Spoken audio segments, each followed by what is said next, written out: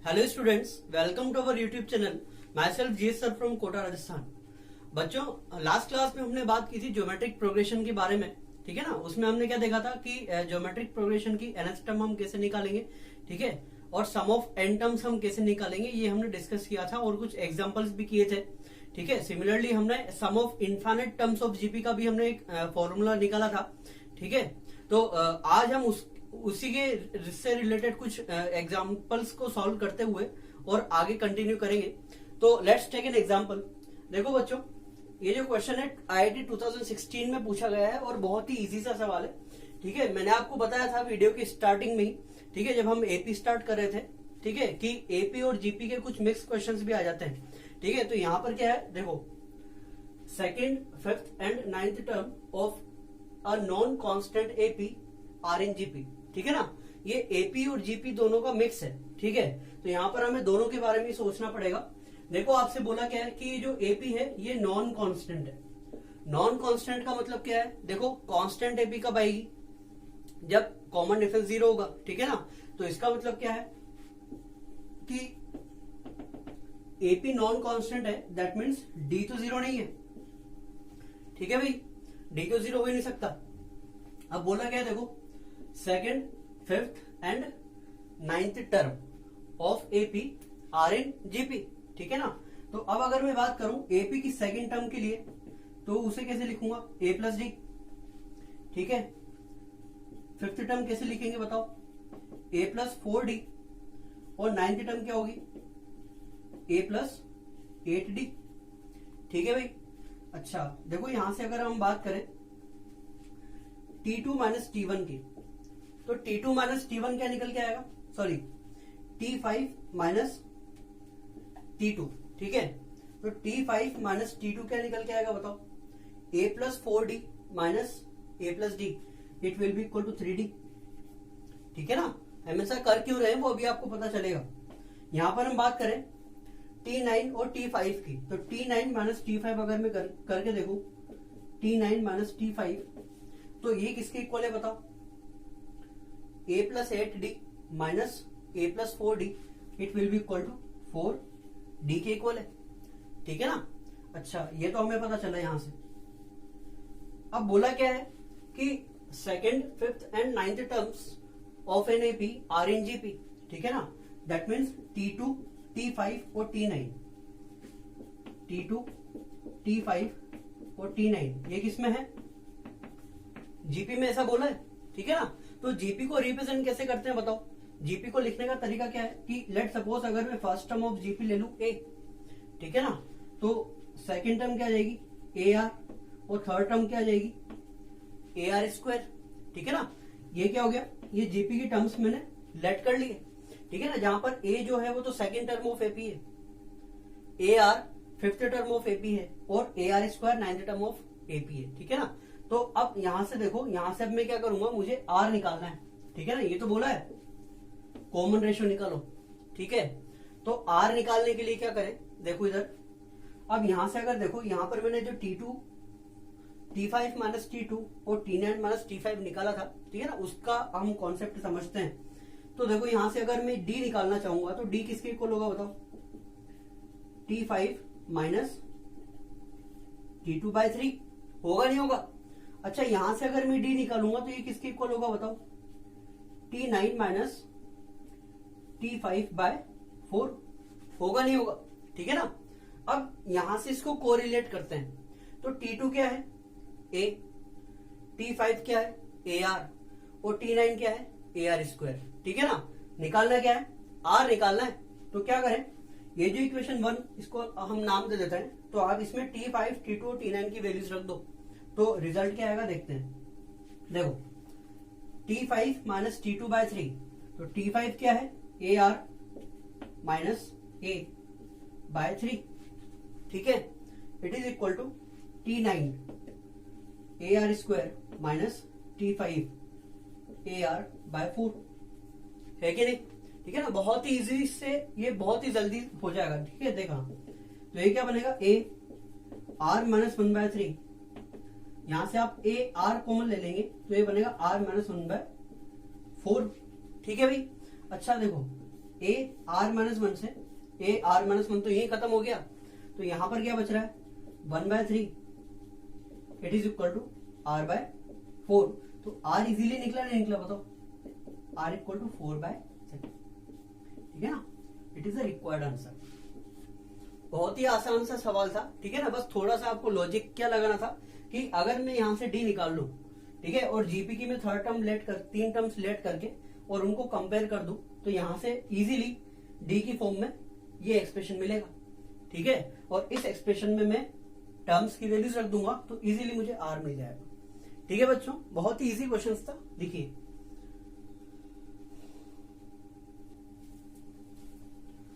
चलिए एक और क्वेश्चन की बात करते हैं।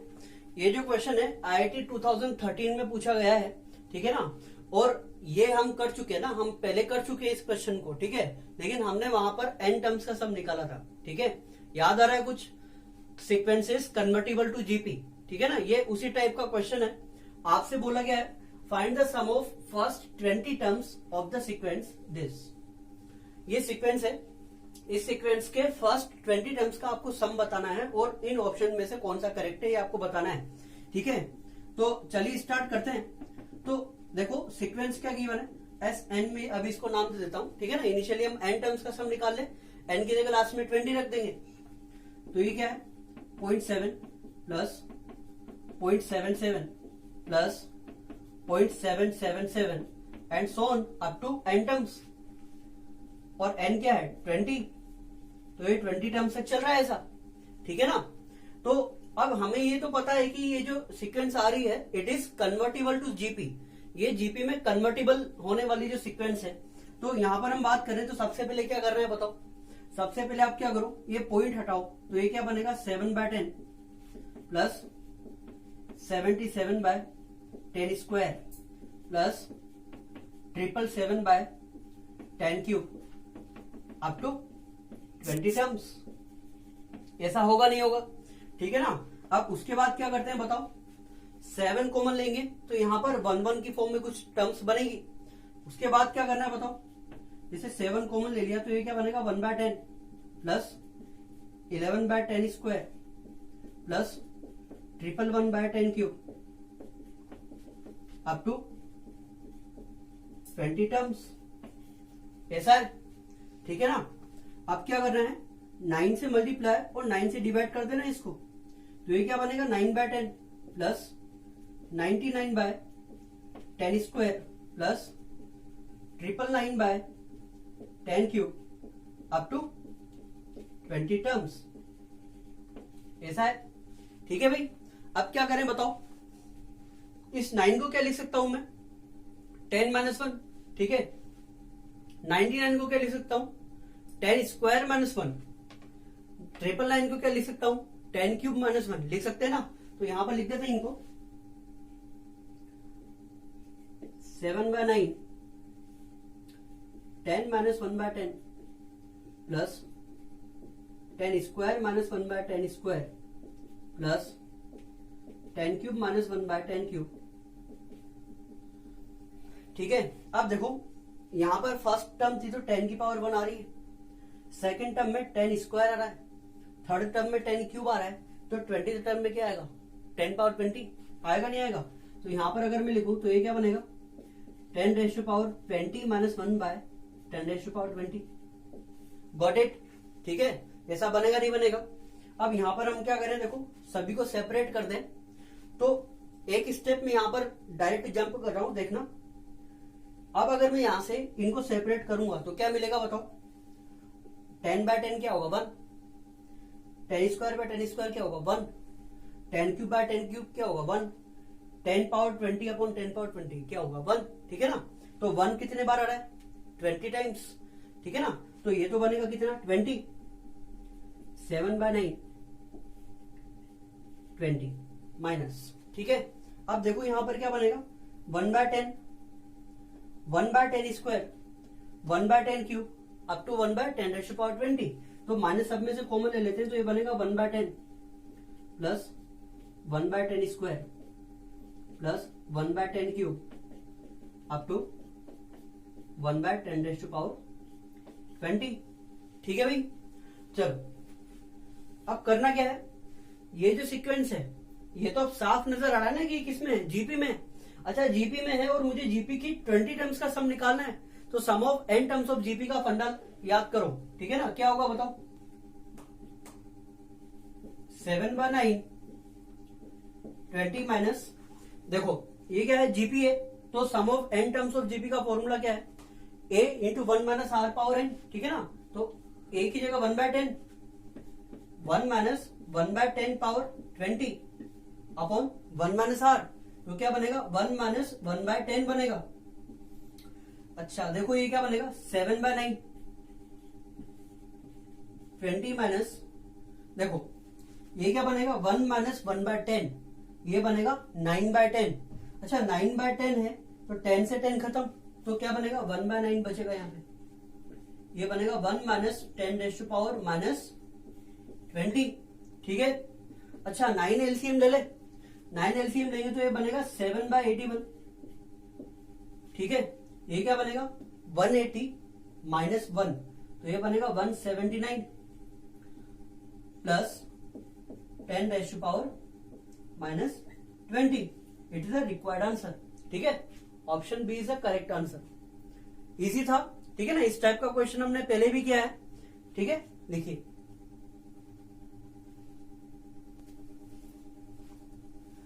चलिए बच्चों, now we will discuss about highlights of GP, ठीक है ना। जैसे हाइलाइट्स ऑफ एपी के बारे में हमने बात की थी, तो वहां पर कुछ इंपॉर्टेंट टर्मिनोलॉजीज हमने डिस्कस की थी। सेम केस हम जीपी के लिए भी बात करते हैं। तो देखो भाई क्या है, फर्स्ट वन अपन बात करते हैं, ठीक है। इनिशियली मैं लेट कर लेता हूं कि लेट सपोज जीपी की टर्म्स है आपके पास A R square, A are cube and so on, ठीक है ना। ये कोई जीपी की टर्म्स है। अब देखो क्या है, अगर ये जो सीक्वेंस है ये जीपी है, इन सभी को अगर मैं किसी नॉन जीरो कांस्टेंट से मल्टीप्लाई कर दूं तो टर्म क्या बनेगी उसकी अपन बात करते हैं, ठीक है ना। जैसे let suppose non zero constant में के ले लेता हूं, तो के से अगर मैं इसे मल्टीप्लाई करूंगा तो क्या बनेगा के ए आर स्क्वायर, के a are cube and so on, ठीक है ना। तो अब मुझे बताओ कि ये जो नई सीक्वेंस आ रही है ये सीक्वेंस जीपी में है या नहीं, ठीक है ना। अरे भाई जीपी में है ना। देखो second term by first term अगर अपन करें क्या होगा, के ए आर बाय के ए, क्या बनेगा आर कॉमन रेशो, ठीक है ना। यहां पर बात करें थर्ड बाय सेकंड टर्म, के a R square by k a r, it is also equal to r, ठीक है। तो रिजल्टिंग सम क्या आ रहा है जीपी में, ठीक है भाई। अच्छा अब अगर मैं इसे मल्टीप्लाई करने की जगह डिवाइड करूं तो नई सीक्वेंस किस में होगी उसकी अपन बात करते हैं। अगर हर एक टर्म को मैं नॉन जीरो कांस्टेंट के से डिवाइड कर दूंगा तो टर्म्स कुछ इस टाइप की बनेगी, ए bye k, a are bye k, a R square by k, a are cube by के, ठीक है ना। ऐसा हो रहा है। तो अब यहां पर अगर मैं इसे देखूंगा तो देखो क्या आ रहा है, second term by first term अगर मैं करके देखता हूं तो ए आर बाय के अपॉन ए बाय के, खत्म। क्या बन रहा है आर कॉमन रेशो, ठीक है ना। Similarly third term by second term करूंगा, ए आर स्क्वायर बाय के अपॉन ए आर बाय के, तो देखो ये भी खत्म,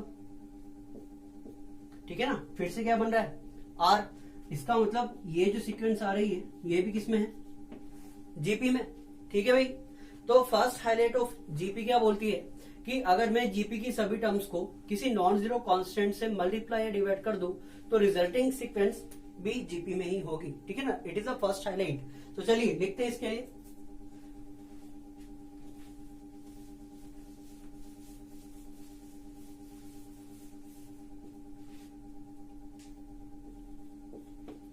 if each term of a GP is multiplied or divided by a non-zero constant,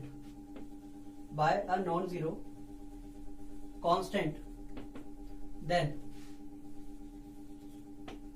the resulting sequence also in GP, ठीक है ना। ये अभी हमने देखा भी है कि अगर जीपी की टर्म्स को मैं किसी नॉन जीरो कांस्टेंट से मल्टीप्लाई करूंगा या डिवाइड करूंगा तो जो रिजल्टिंग सीक्वेंस आएगी that will also in GP, ठीक है ना। फर्स्ट हाईलाइट ये बोलती है। सेकंड हाईलाइट की अपन बात करते हैं। देखो सेकंड हाईलाइट जो है ये भी बहुत ही ज्यादा इंपॉर्टेंट है, ठीक है ना, कई जगह क्वेश्चंस में यूज हो जाती है। तो देखो ये बताओ एपी की टर्म्स हमने क्या ली थी, एपी की टर्म्स हमने ली थी जैसे A plus D, A plus 2d, A plus 3d and so on, ठीक है ना। ये क्या है, ये टर्म्स ऑफ एपी है, ठीक है भाई। अब अगर एपी की हर एक टर्म को मैं किसी कांस्टेंट की पावर में रख दूं, ठीक है ना, किसी कांस्टेंट की पावर अगर मैं बना दूं तो क्या बनेगा बताओ। जैसे के मैं कोई कांस्टेंट ले लेता हूं तो के रेज टू पावर ए, ये बनेगा के raise to power a plus d, ठीक है, k raise to power a plus 2d, k raise to power a plus 3d and so on, ठीक है ना। ऐसा है। थोड़ा इसको और अच्छे से देखें, के रेज टू पावर ए, देखो यहां पर पावर शेड हो रही है। पावर्स कब ऐड होती है, जब सेम बेस मल्टीप्लाई होता है। तो ये क्या बन रहा होगा, k raise to power a into k raise to power d, ठीक है ना। ये क्या बन रहा होगा, के रेज टू पावर ए के रेज टू पावर 2d, इस 2d को मैं लिख सकता हूँ क्या, के रेज टू पावर डी का स्क्वायर, ठीक है ना, कोई परेशानी तो नहीं इसमें। के रेज टू पावर ए के raise to power d whole cube and so on, ठीक है ना। अच्छा अब ये जो टर्म्स आ रही है, इन टर्म्स में अगर मैं देखूंगा तो देखो second term by first term करके देखो, K raise to power A dot K raise to power D upon K raise to power A, तो ये खत्म हो जाएगा। क्या बनेगा, के रेज टू पावर डी बनेगा। Third term by second term करके देखो, के रेज टू पावर ए के रेज टू पावर डी का square upon K raise to power ए के रेज टू पावर डी, ठीक है ना। तो देखो ये फिर से खत्म, ये भी खत्म। क्या बन रहा है, k raise to power D. इसका मतलब क्या है कि अगर एपी की सभी टर्म्स को मैं किसी कांस्टेंट की पावर में रख दूं तो जो रिजल्टिंग सीक्वेंस होगी वो किस में बनेगी, जीपी में बनेगी, ठीक है ना। It is the second highlight, ठीक है। इसे लिखिए, फिर इसको लैंग्वेज में लिखते हैं अपन। लिखिए इसे,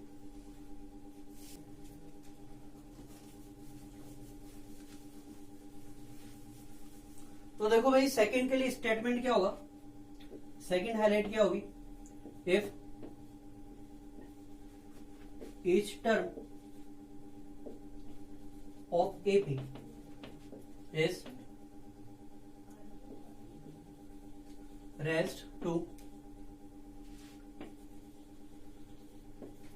same power, then the resulting sequence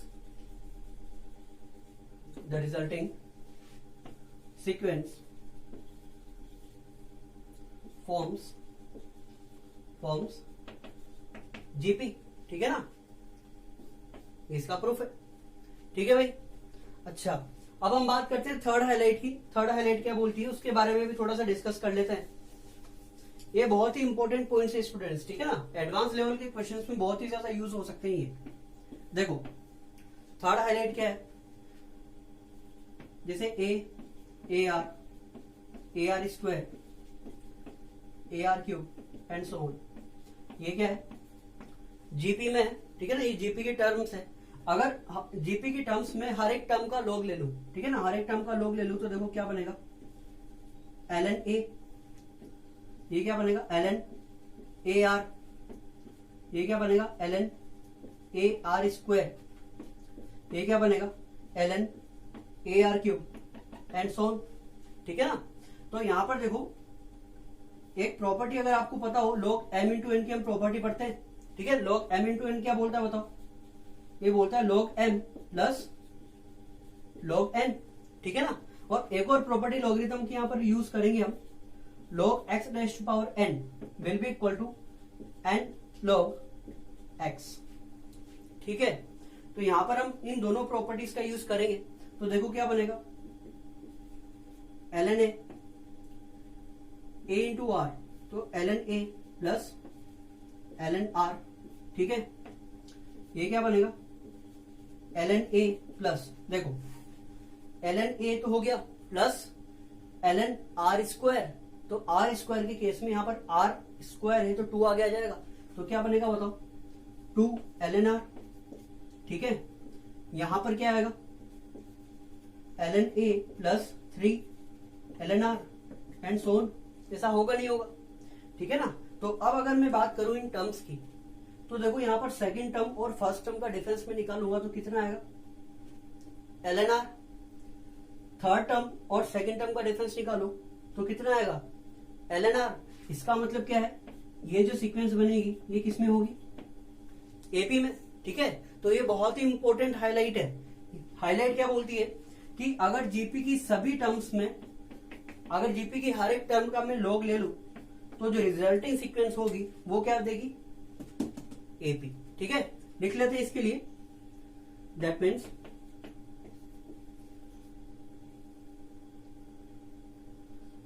log of all terms of GP forms AP। ठीक है ना, जीपी की हर एक टर्म का अगर मैं log ले लूं तो क्या बनेगा AP बनेगा। थर्ड हाईलाइट बहुत इंपॉर्टेंट है, लिखिए।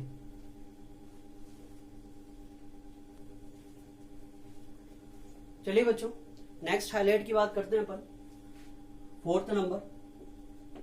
ठीक है, देखो जैसे एपी में हमने क्या देखा था, अगर आपको एपी में 3 कॉन्जिक्यूटिव टर्म्स अगर आपको लेट करनी होती थी, 4 टर्म्स 5 टर्म्स अगर हम लेट करते थे, तो मैंने आपको वहां पर एक पॉइंट लिखवाया था। ठीक है ना, कि 3 टर्म्स हम क्या लेंगे ए प्लस डी और ए माइनस डी लेंगे। ठीक है ना, और 4 टर्म्स भी हम इसी तरीके से लेते थे, A minus C D, A minus D, A plus D and A plus C D. ठीक है ना, सेम केस यहां पर भी होगा जीपी के लिए। तो जीपी में क्या होगा देखो 3 consecutive terms.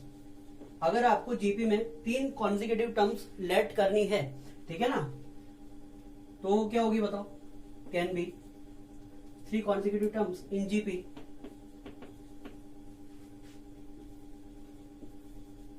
Can be taken as. देखो एपी में हम किस टाइप से टर्म लेते थे ताकि डी कैंसिल हो जाए। ठीक है ना, यहां पर हम इस तरीके से टर्म्स को लेंगे ताकि मल्टीप्लाई करने पर आर कैंसिल हो जाए। तो टर्म्स क्या होगी ए बाय आर, ए आर। ठीक है ना, ये 3 टर्म्स हो गई। सिमिलरली अपन बात करें 4 terms can be taken as. अगर 4 टर्म्स की हम बात करें तो 4 टर्म्स हम ले सकते हैं a by r cube, a by r, a r and a are cube. ठीक है ना, एंड सो ऑन। इस तरीके से आगे भी चलेगी। ठीक है बच्चों, देखिए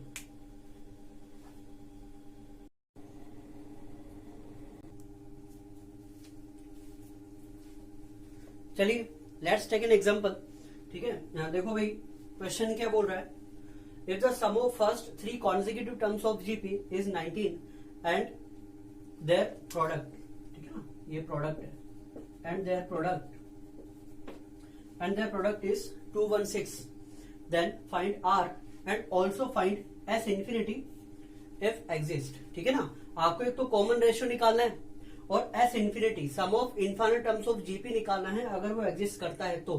ठीक है, तो मुझे ये बताओ कि sum of infinite terms of GP कब एग्जिस्ट करेगा भाई, जब R लेस देन 1 होगा तब sum of infinity terms exist करेगा। ठीक है ना, जीपी के अंदर। तो एस इन्फिनिटी निकालने के लिए आपको ये पता होना चाहिए कि आर जो होगा हमेशा 1 से छोटा होना चाहिए। चलिए तो स्टार्ट करते हैं। तो देखो भाई आपसे बोला है कि फर्स्ट 3 कॉन्जिक्यूटिव टर्म्स, अब वो टर्म्स क्या है ये हमें नहीं पता। ठीक है ना, और हमें आर कैलकुलेट करना है। तो सबसे पहले आपको क्या करना पड़ेगा, 3 कॉन्जिक्यूटिव टर्म्स लेट करनी पड़ेगी। और इसके पहले अभी अपन ने जो हाईलाइट में पढ़ा है, ठीक है ना, तो 3 कॉन्जिक्यूटिव टर्म्स क्या होंगी बताओ, late 3 consecutive terms are a by r, a and ar। ठीक है ना, ये 3 consecutive terms मैंने लेट कर लिए। अब देखो गिवन क्या है, गिवन क्या है, देयर सम इज 19। एक तो इनका सम 19 है, a by r plus a plus a r it is equal to 19, ठीक है। तो ये क्या बनेगा, a into r square plus r plus 1 equal to 19 r. First equation इसको लेट कर लेते हैं अपन। सेकेंड वन क्या बोला देखो, देयर प्रोडक्ट इज 216। तो इनका प्रोडक्ट अगर मैं निकालूंगा तो क्या आएगा, a upon r, a r it is equal to कितना है 216 है कि नहीं। अच्छा आर से तो आर खत्म हो गया यहीं पे, ठीक है। तो देखो क्या बन रहा है, a cube equal to 216, so a will be equal to 6। A की वैल्यू 6 हो गई। अच्छा अगर ए 6 है तो इक्वेशन नंबर 1 पर आते हैं। यहां पर ए की जगह 6 रख दूंगा तो मेरे पास जो इक्वेशन बनेगी वो आर की टर्म में बनेगी। आर की वैल्यूज मैं यहां से इजीली निकाल लूंगा फ्रॉम इक्वेशन 1।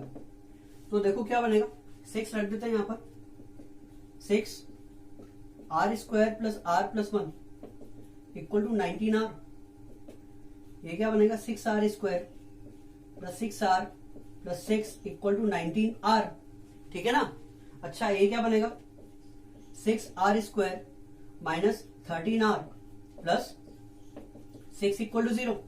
इसके फैक्टर्स करते हैं, 6 r square minus 9 r minus 4 r plus 6 equal to 0, ठीक है, ठीक है ना। तो यहां से देखो क्या आएगा, 3 आर बाहर आएगा तो ये बनेगा 2 आर माइनस 3, ठीक है, माइनस 2 बाहर आएगा, ये क्या बनेगा 2 आर माइनस 3 इक्वल टू 0। तो ये क्या बना, 2 r minus 3 r minus 2 equal to 0। So r will be equal to 3/2 and 2/3। तो आर की दो वैल्यू है, दो वैल्यूज के लिए यहां पर जो टर्म्स होंगी वो भी दो तरीके से निकलेंगी, ठीक है ना। अच्छा ये तो आर की वैल्यूज तो मिल गई, ये एक काम तो मेरा खत्म हो गया। सेकेंड वन आपसे क्या बोला है, sum of infinite terms if exist. तो मुझे बताओ कि जीपी की इन्फिनिटी टर्म्स का सम कब एग्जिस्ट करता है, जब आर 1 से छोटा हो। तो यहां देखो 3/2 तो क्या है 1 से बड़ा, ठीक है ना। तो एस इन्फिनिटी के लिए मैं क्या यूज करूंगा, 2/3, ठीक है ना। अच्छा 2/3 आर तो मुझे मिल गया। एस इन्फिनिटी का फॉर्मूला क्या होता है, ए अपॉन 1 माइनस आर। यहां पर ए, ये वाला ए नहीं है, ठीक है ना, ये वाला ए बिल्कुल नहीं है। वो जो ए होता है वो होता है फर्स्ट टर्म। तो यहां पर फर्स्ट टर्म ऑफ जीपी क्या है बताओ, ए बाय आर, ठीक है ना। तो फर्स्ट टर्म क्या होगा बताओ, तो एस इन्फिनिटी के लिए अगर मैं बात करूं तो ए, ये वाला ए नहीं, फर्स्ट टर्म वाला ए। तो फर्स्ट टर्म क्या है यहां पर, a by r, that means 6 upon 2/3 upon 1 minus r, ठीक है ना। ये बात आ रही समझ में। अच्छा देखो ये क्या बनेगा 18/2 और ये कितना बनेगा, अपॉन में 1/3, तो 3 हो जाएगा, 9 टाइम से गया, 9 इंटू 3 27, ठीक है। It is the sum of infinity terms of the given GP, ठीक है बच्चों, लिखिए।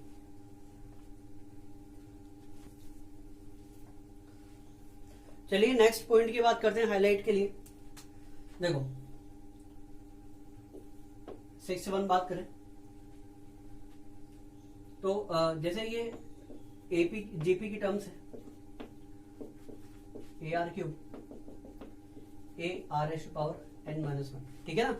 ये जीपी की टर्म्स है। लेट सपोज ये जो टर्म्स है इनको इस तरीके से मैं रिप्रेजेंट कर सकता हूं, ए एन, ठीक है ना। ए एन क्या रिप्रेजेंट कर रहा है, एनथ टर्म, ठीक है। ए वन क्या रिप्रेजेंट कर रहा है, फर्स्ट टर्म। तो देखो क्या है, अगर मैं फर्स्ट टर्म और लास्ट टर्म को मल्टीप्लाई करूं तो क्या मिलेगा मुझे, अपन उसकी बात करते हैं, ठीक है ना। ए वन इंटू ए एन की अगर मैं बात करूं तो ए वन कितना है, फर्स्ट टर्म ए, और ए एन क्या है, a r s power n minus 1, ठीक है ना। तो ये क्या बन रहा है, a square r s power n minus 1, ठीक है भाई। अच्छा A2 और यहां पर second last term a n minus 1 आएगी, और सेकंड लास्ट टर्म क्या होगी बताओ, a r s power n minus 2 होगी नहीं होगी, ठीक है ना। तो मैं ऐसा करता हूं A2 इंटू ए एन माइनस 1 को भी करके देखता हूं क्या निकल के आता है। तो A2 क्या है, सेकेंड टर्म ए आर, और ए एन माइनस 1 क्या है, second last term. Second last term क्या है बताओ, a r s to power n minus two, तो ये क्या बनेगा a square r s to power n minus one, ये तो वापस ये बन रहा है, ठीक है ना। तो नेक्स्ट हाईलाइट इसी पर बेस्ड है। तो नेक्स्ट हाईलाइट क्या बोलती है कि product of terms at the same position from beginning and from and will be equal, ठीक है ना। कहने का मतलब क्या है, A1 AN will be equal to A2 AN minus 1, it will be equal to A3 AN minus 2 and so on, and it will be equal to first term into last term। जैसा कि हमने AP में देखा था, वहां पर क्या था, first term plus last term equal थी, यहां पर first term into last term equal है, ठीक है ना। प्रोडक्ट के केस में चल रहा है ये, ठीक है भाई। देखिए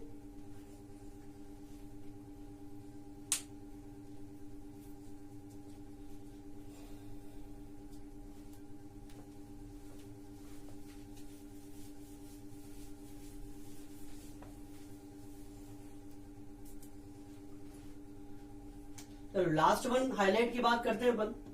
if a b and c are in GP, देखो भाई अगर 3 नंबर है और ये 3 नंबर जीपी में गिवन है, ठीक है ना, a b c are 3 consecutive terms of GP. अच्छा अगर ये तीनों जीपी में होंगे तो जीपी का कॉन्सेप्ट क्या बोलता है कि second term by first term will be equal to third term by second term, ठीक है ना, कॉमन रेशियो इक्वल होता है ना इनका। तो इसका मतलब क्या होगा बताओ, B by A will be equal to C by B, होगा नहीं होगा। अच्छा अगर ये इक्वल है तो क्रॉस मल्टीप्लाई कर देंगे तो क्या आएगा बताओ, B square equal to A C, ठीक है ना। It is a required condition for 3 terms to be in GP, ठीक है ना। अगर 3 टर्म जीपी में होंगे तो ये कंडीशन डेफिनेटली वो सेटिस्फाई कर रहे होंगे, B square equal to A C, ठीक है ना। देखिए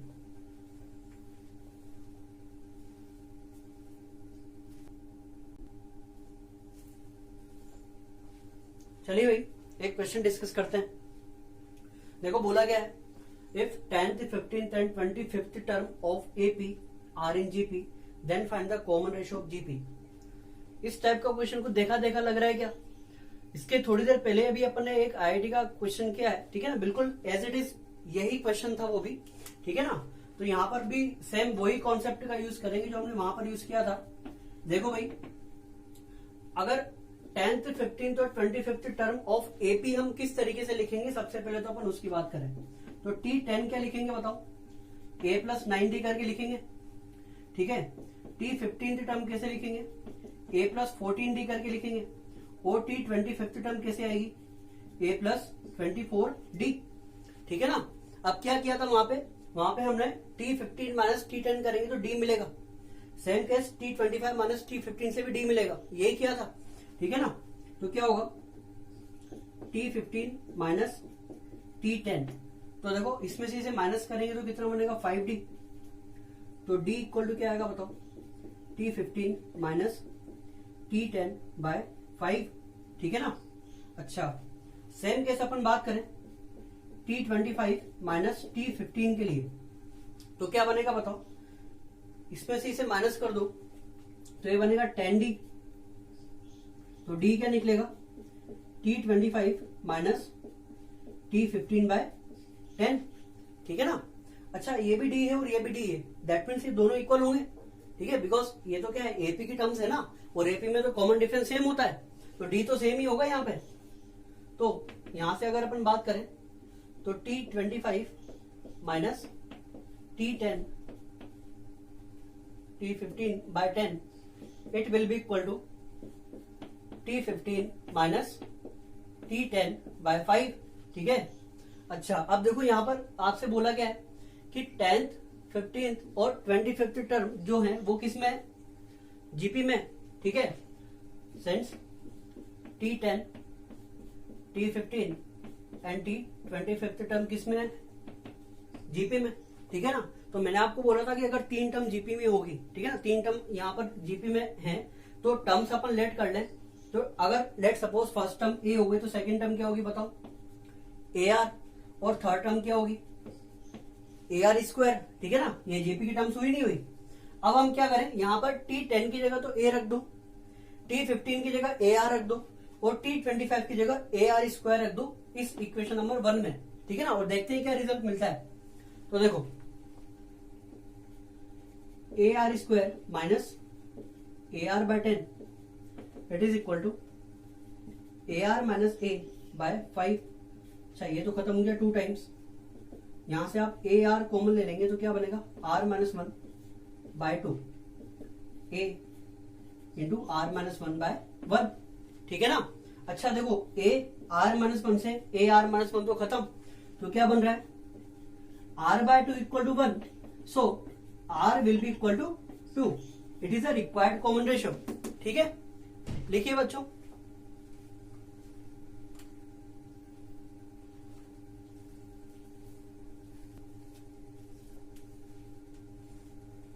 तो स्टूडेंट्स आज की इस वीडियो में हमने डिस्कस किया है हाइलाइट्स ऑफ जीपी, ठीक है ना। तो हाइलाइट्स ऑफ जीपी में हमने क्या क्या डिस्कशन किया है कि अगर आपको 3 टर्म्स या 4 टर्म्स कंसिडर करनी हो जीपी में तो क्या लेंगे, ठीक है ना। और भी कुछ इंपॉर्टेंट हाइलाइट्स की हमने डिस्कशन किया है, जैसे कि जीपी की टर्म्स को अगर हम लॉगरिथम में ले लें तो वो एपी बनेगी, एपी की टर्म्स को किसी कांस्टेंट की पावर में रख दें तो वो जीपी बनेगी, ठीक है ना। These are very important concept students. Next class में हम बात करेंगे इन्हीं पर बेस्ड कुछ एडवांस के क्वेश्चंस की जो इन्हीं प्रॉपर्टी पर बेस्ड आए हुए थे, ठीक है ना। तो आज की वीडियो में केवल इतना ही। अगर आपको ये वीडियो पसंद आई हो तो प्लीज लाइक करें और सब्सक्राइब करें हमारा channel. Thank you so much.